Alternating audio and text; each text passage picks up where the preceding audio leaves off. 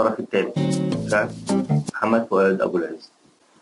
الطرف الثالث بيمسي وبيبعت أجدعها سلام، بيزعق وبوطي بحسي وأنا بتكلم أي كلام، بيقول فيها العب يخفيها، لاعب أقوى من الحكام، كل خيوط اللعبة في إيدي وإنتم ناس عايشين أوهام.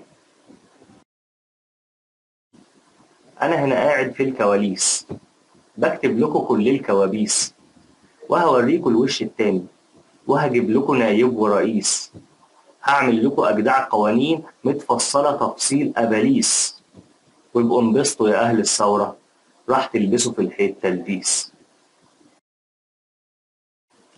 أصل أنا عامل مليون خطة تخلص حتة وتبدأ حتة، وهصدعكوا بألف حكاية من الدستور لبتاع البطة، وهخليكوا تقولوا يا ريت كانوا سابونا بنفس الحطة، أحسن من التوهان وركوب قطر سريع وملهش محطة.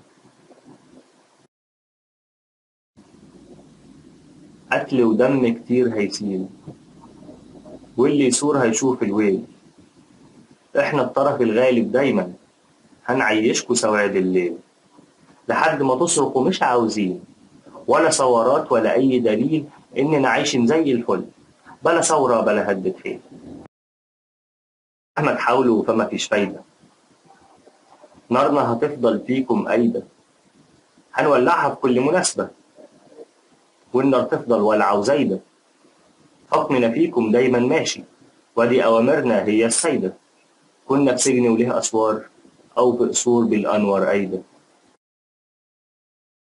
هل تسمعني؟ حول حول، فكر كده واحسبها الأول، عاوز تفهم أي جريمة دور على مجرم وممول، شوف مين يبقى الفاعل اللي منها هيكسب وهيتغول، عاوز تعرف مين التالت فكر واعرف مين الأول.